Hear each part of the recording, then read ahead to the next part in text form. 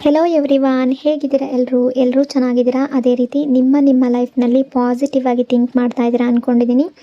ಈಗ ಓವರಾಲ್ ಎನರ್ಜಿಯ ಮೂಲಕ ಈ ರೀಡಿಂಗನ್ನು ನೋಡುವ ಪ್ರಯತ್ನ ಪಡೋಣ. ಇದು ಕಲೆಕ್ಟಿವ್ ಟೈಮ್ಲೆಸ್ ಜನರಲ್ ರೀಡಿಂಗ್ ಆಗಿರುತ್ತೆ. ಜನರಲ್ ರೀಡಿಂಗ್ ಆಗಿರೋದ್ರಿಂದ ಜನರಲ್ ರೀತಿಯಲ್ಲಿ ನೀವು ಇದನ್ನು ಜಡ್ಜ್ ಮಾಡಬೇಕಾಗುತ್ತೆ. ಅಂದರೆ ಎಷ್ಟು ವಿಷಯಗಳು ನಿಮಗೆ ಮ್ಯಾಚ್ ಆಗುತ್ತೋ, ಎಷ್ಟು ಎನರ್ಜೀಸ್ಗಳು ನಿಮಗೆ ಮ್ಯಾಚ್ ಆಗುತ್ತೋ ಅಷ್ಟನ್ನು ಮಾತ್ರ ತಗೊಂಡು ಬಾಕಿ ಉಳಿದಿರುವ ವಿಷಯಗಳನ್ನು ಅಲ್ಲಿಗೆ ಬಿಡಬೇಕಾಗುತ್ತೆ.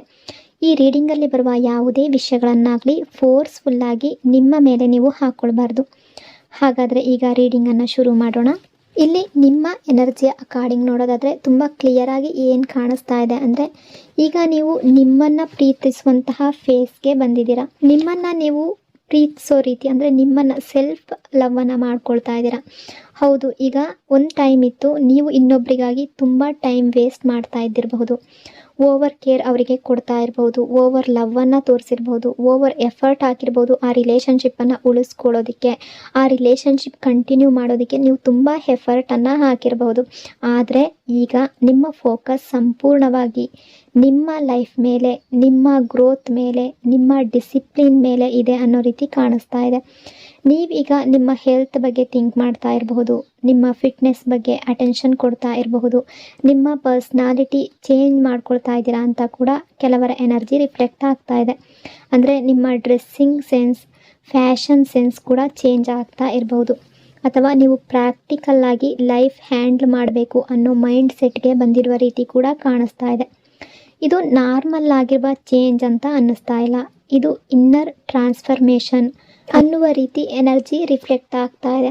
ಅಂದರೆ ನೀವು ಹಾರ್ಟ್ ಮತ್ತು ಮೈಂಡ್ನ ಬ್ಯಾಲೆನ್ಸ್ ಮಾಡಿಕೊಂಡು ಡಿಸಿಷನ್ಸ್ ತಗೊಳ್ತಾ ಇದ್ದೀರಾ. ಎಮೋಷ್ನಲ್ ಆಗಿ ರಿಯಾಕ್ಟ್ ಮಾಡ್ತಾ ಇಲ್ಲ, ತುಂಬ ಪ್ರಾಕ್ಟಿಕಲ್ಲಾಗಿ ಥಿಂಕ್ ಮಾಡ್ತಾ ಇದ್ದೀರಾ ಅನ್ನೋ ರೀತಿ ಕೂಡ ಕಾಣಿಸ್ತಾ ಇದೆ. ಆ ರೀತಿಯ ಫೇಸ್ನಲ್ಲಿ ಇದ್ದೀರಾ. ಸೆಲ್ಫ್ ಲವ್ ಲರ್ನಿಂಗ್ ಸ್ಟೇಜಲ್ಲಿದ್ದೀರಾ. ಇನ್ನೊಬ್ಬ ವ್ಯಕ್ತಿಗಾಗಿ ಬೆಗ್ಗಿಂಗ್ ಮಾಡೋ ರೀತಿಯಲ್ಲಿ ನೀವು ಕಾಣಿಸ್ತಾ ಇಲ್ಲ ಈಗ. ಅಥವಾ ಪ್ರೀತಿಯ ಹಿಂದೆ ಓಡೋ ರೀತಿ, ಚೇಸಿಂಗ್ ಅನ್ನೋ ರೀತಿ ಕಾಣ್ತಾ ಇಲ್ಲ. ಅಥವಾ ಬೇರೆಯವರನ್ನು ಕನ್ವಿನ್ಸ್ ಮಾಡೋದು, ನಿಮ್ಮ ಪ್ರೀತಿಯನ್ನು ಹೇಳ್ಕೊಳ್ಳೋದು, ನಿಮ್ಮ ಫೀಲಿಂಗ್ಸನ್ನು ಹೇಳ್ಕೊಳ್ಳೋದು, ಈ ರೀತಿ ಕಾಣಿಸ್ತಾ ಇಲ್ಲ. ನಿಮ್ಮ ಲೈಫ್ನಲ್ಲಿ ಅಪ್ಕಮಿಂಗ್ ಎನರ್ಜಿ ಯಾವ ರೀತಿ ಇದೆ ಅಂತ ನೋಡೋದಾದರೆ, ನಿಮ್ಮ ಲೈಫ್ನಲ್ಲಿ ಒಂದು ನ್ಯೂ ಬಿಗಿನಿಂಗ್ ಬರ್ತಾ ಇದೆ ಅನ್ನೋ ರೀತಿ ಎನರ್ಜಿ ಶೋ ಆಗ್ತಾ ಇದೆ. ರಿಲೇಷನ್ಶಿಪ್ಪಲ್ಲಿ ಆಗಿರಬಹುದು, ಅಥವಾ ಟಾಕ್ಸಿಕ್ ಸಿಚುವೇಶನ್ ಎಂಡ್ ಆಗಿರಬಹುದು, ಅಥವಾ ಜಾಬ್ ಬಿಸ್ನೆಸ್ ಅಲ್ಲಿ ನ್ಯೂ ಸ್ಟಾರ್ಟ್ ಆಗಿರಬಹುದು, ಮೆಂಟಲ್ ರೀಸೆಟ್ ಆಗಿರಬಹುದು. ಆ ರೀತಿ ಕೂಡ ಕಾಣಿಸ್ತಾ ಇದೆ. ಕೆಲವರಿಗೆ ವರ್ಕ್ ಲೈಫ್ನಲ್ಲಿ, ಬಿಸ್ನೆಸ್ನಲ್ಲಿ ಫ್ರೆಶ್ ಸ್ಟಾರ್ಟ್ ಅನ್ನೋದು ಮಾಡಬೇಕು ಅಂತ ನಿಮ್ಮ ಮನಸ್ಸಿನಲ್ಲಿ ಇರಬಹುದು. ನಿಮ್ಮ ಸಣ್ಣ ಪುಟ್ಟ ಕೆಲಸ ಆದರೂ ಕೂಡ ಒಂದು ಹೊಸದಾಗಿ ಸ್ಟಾರ್ಟ್ ಮಾಡಬೇಕು ಅಂತ ನೀವು ಅಂದ್ಕೊಂಡಿರಬಹುದು. ಅಥವಾ ನಿಮ್ಮಿಬ್ಬರ ರಿಲೇಷನ್ಶಿಪ್ಪಲ್ಲಿ ಏನೋ ಒಂದು ಚೇಂಜಸ್ ಆಗಬಹುದು, ನ್ಯೂ ಬಿಗಿನಿಂಗ್ ಆಗಬಹುದು. ಅಥವಾ ನಿಮ್ಮ ಕಮ್ಯುನಿಕೇಷನ್ ಸ್ಟೈಲ್ ಅನ್ನೋದು ಕಂಪ್ಲೀಟಾಗಿ ಚೇಂಜ್ ಆಗ್ಬೋದು. ಕಾನ್ಫಿಡೆನ್ಸ್ ಲೆವೆಲ್ ಅನ್ನೋದು ಬೂಸ್ಟ್ ಆಗ್ಬೋದು. ಸಡನ್ ಟ್ರಾವೆಲಿಂಗ್ ಪ್ಲಾನ್ ಕೂಡ ನಿಮ್ಮ ಲೈಫ್ನಲ್ಲಿ ಪಾಸಿಬಿಲಿಟಿ ಇದೆ ಅನ್ನೋ ರೀತಿ ಕೂಡ ಕಾಣಿಸ್ತಾ ಇದೆ. ಒನ್ ಥಿಂಗ್ ಕ್ಲಿಯರ್ ಆಗಿ ಕಾಣಿಸ್ತಾ ಇದೆ, ನೀವು ತುಂಬ ಸ್ಟ್ರಾಂಗ್ ಆಗ್ತಾ ಇದ್ದೀರಾ. ಆ ರೀತಿಯ ಎನರ್ಜಿ ಶೋ ಆಗ್ತಾ ಇದೆ. ಯೂನಿವರ್ಸ್ ಕಡೆಯಿಂದ ನಿಮಗೆ ಒಂದು ಗೈಡೆನ್ಸ್ ಇದೆ. ಪಾಸ್ಟ್ನಲ್ಲಿ ಏನಾಯಿತು ಅಂತ ಓವರ್ ಥಿಂಕ್ ಮಾಡಬೇಡಿ, ಟೈಮ್ ತಗೊಳ್ಳಿ, ಕಾಮ್ ಆಗಿ, ದೆನ್ ಡಿಸಿಷನ್ ತಗೊಳ್ಳಿ ಅನ್ನೋ ರೀತಿ ಕೂಡ ನಿಮಗೆ ಯೂನಿವರ್ಸ್ ಕಡೆಯಿಂದ ಮೆಸೇಜ್ ಅನ್ನೋದಿದೆ. ನಿಮ್ಮ ಲೈಫ್ನಲ್ಲಿ ಕೆಲವರ ಎನರ್ಜಿಯ ಪ್ರಕಾರ ಟಾಕ್ಸಿಕ್ ರೀತಿಯ ರಿಲೇಷನ್ಶಿಪ್ಪಲ್ಲಿ ಕೂಡ ನೀವು ಇದ್ದಿರಬಹುದು. ಅಂದರೆ ಟಾಕ್ಸಿಕ್ ಬಿಹೇವಿಯರನ್ನು ನೀವು ಫೇಸ್ ಮಾಡಿರಬಹುದು.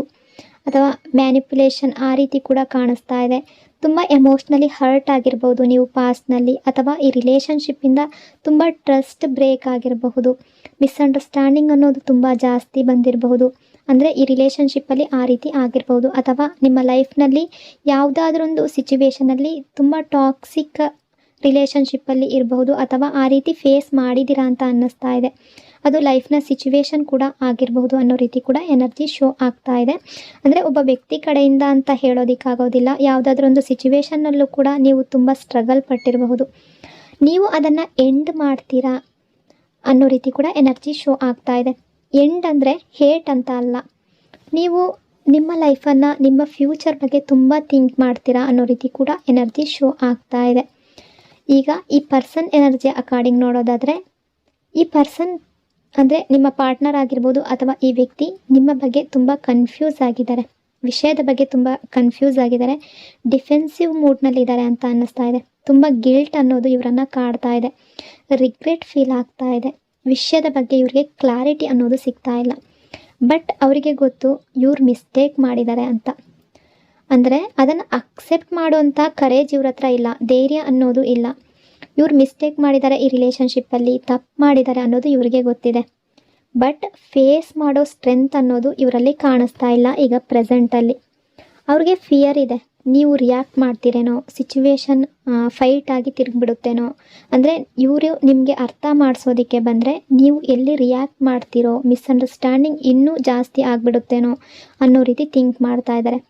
ಅದಕ್ಕಾಗಿ ಅವರು ಡಿಸ್ಟೆನ್ಸ್ ಮೇಂಟೈನ್ ಮಾಡ್ತಾ ಇರಬಹುದು ಅನ್ನೋ ರೀತಿ ಕೂಡ ಕಾಣಿಸ್ತಾ ಇದೆ. ಅಂದರೆ ಈಗ ನಿಮ್ಮಿಬ್ಬರ ನಡುವೆ ನೋ ಕಾಂಟ್ಯಾಕ್ಟ್ ಸಿಚುವೇಶನ್ ಇರಬಹುದು, ಅಥವಾ ಕಾಲ್ ಮೆಸೇಜ್ ಅವಾಯ್ಡ್ ಮಾಡ್ತಾ ಇರಬಹುದು. ಈ ವ್ಯಕ್ತಿ ನಿಮ್ಮ ಕಾಲ್ ಅಥವಾ ಮೆಸೇಜನ್ನು ಅವಾಯ್ಡ್ ಮಾಡ್ತಾ ಇರಬಹುದು, ಅಥವಾ ನೀವು ಇವರ ಕಾಲ್ ಅಥವಾ ಮೆಸೇಜನ್ನು ಅವಾಯ್ಡ್ ಮಾಡ್ತಾ ಇರಬಹುದು.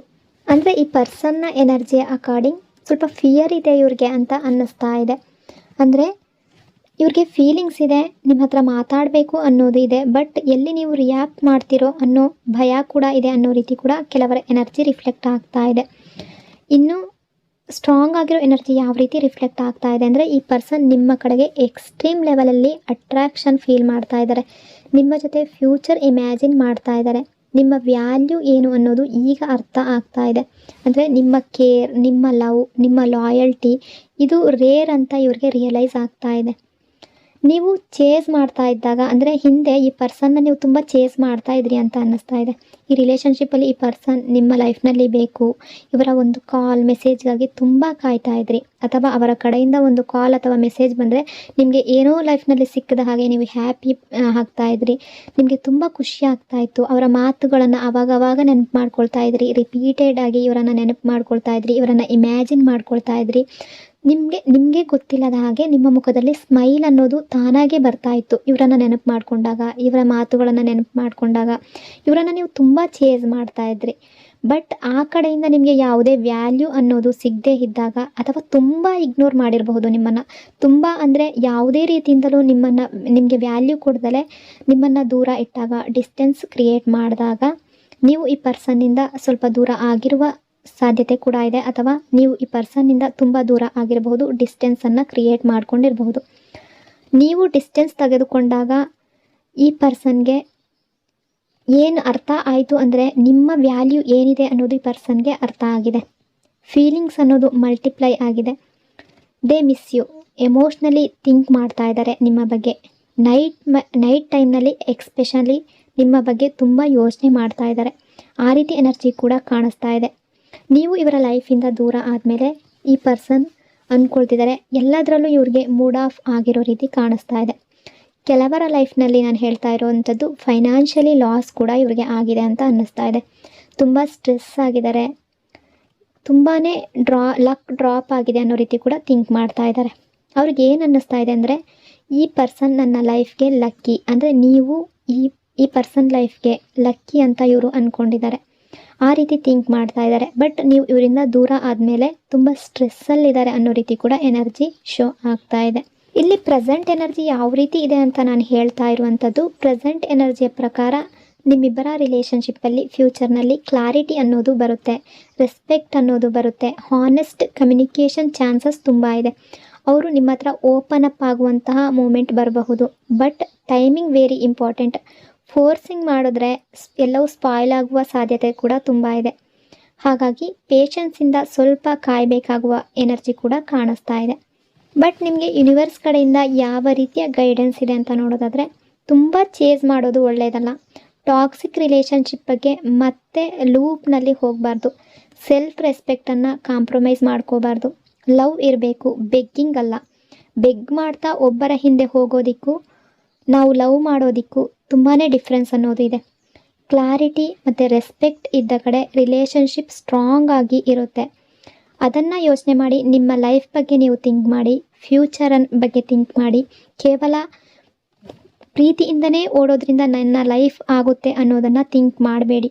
ನೀವು ವೀಕ್ ಆದರೆ ಎಲ್ಲವೂ ಸಿಗುತ್ತೆ ಅಂತ ಅಂದ್ಕೋಬೇಡಿ. ನಿಮ್ಮ ಲೈಫ್ನಲ್ಲಿ ನಿಮ್ಮ ಲೈಫ್ ಚೆನ್ನಾಗಿದ್ದರೆ, ನಿಮ್ಮ ಫ್ಯೂಚರ್ ಅನ್ನೋದು ಚೆನ್ನಾಗಿದ್ದರೆ, ಎಲ್ಲವೂ ನಿಮ್ಮ ಲೈಫ್ಗೆ ನಿಮಗೆ ಏನು ಬೇಕು ಅದು ತಾನಾಗೇ ಸಿಗೋದಕ್ಕೆ ಸ್ಟಾರ್ಟ್ ಆಗುತ್ತೆ. ಹಾಗಾಗಿ ತುಂಬ ಥಿಂಕ್ ಮಾಡಿ, ತುಂಬ ನೆಗೆಟಿವ್ ಥಿಂಕ್ ಮಾಡೋದ್ರಿಂದ ನೆಗೆಟಿವ್ ಅನ್ನೇ ನೀವು ಅಟ್ರ್ಯಾಕ್ಟ್ ಮಾಡ್ತೀರಾ. ಹಾಗಾಗಿ ನಿಮ್ಮ ಲೈಫ್ನಲ್ಲಿ ಪಾಸಿಟಿವ್ ಆಗಿರಿ, ಪಾಸಿಟಿವ್ ಆಗಿ ಥಿಂಕ್ ಮಾಡಿ. ದೇವರು ಎಲ್ಲದಕ್ಕೂ ಪರಿಹಾರ ಅಂತ ಇಟ್ಟೇ ಇರ್ತಾನೆ. ಸೊ ಇಷ್ಟೆಲ್ಲ ವಿಷಯಗಳು ಈ ರೀಡಿಂಗಲ್ಲಿ ರಿಫ್ಲೆಕ್ಟ್ ಆಗ್ತಾ ಇದೆ. ಐ ಹೋಪ್ ಈ ರೀಡಿಂಗ್ ನಿಮಗೆ ಇಷ್ಟ ಆಗಿದೆ ಅಂದ್ಕೊಂಡಿದ್ದೀನಿ. ಇಷ್ಟ ಆಗಿದರೆ ಕಮೆಂಟ್ನಲ್ಲಿ ಕ್ಲೈಮ್ ಮಾಡ್ಕೊಳ್ಳಿ. ಅದೇ ರೀತಿ ವಿಡಿಯೋನ ಲೈಕ್ ಮತ್ತು ಶೇರ್ ಮಾಡೋದ್ರ ಜೊತೆಗೆ ವಿಡಿಯೋನ ಹೈಪ್ ಕೂಡ ಮಾಡಿ. ಈ ಚಾನಲ್ನ ಫಸ್ಟ್ ಟೈಮ್ ವಿಸಿಟ್ ಮಾಡಿದರೆ ಸಬ್ಸ್ಕ್ರೈಬ್ ಮಾಡ್ಕೊಳ್ಳಿ.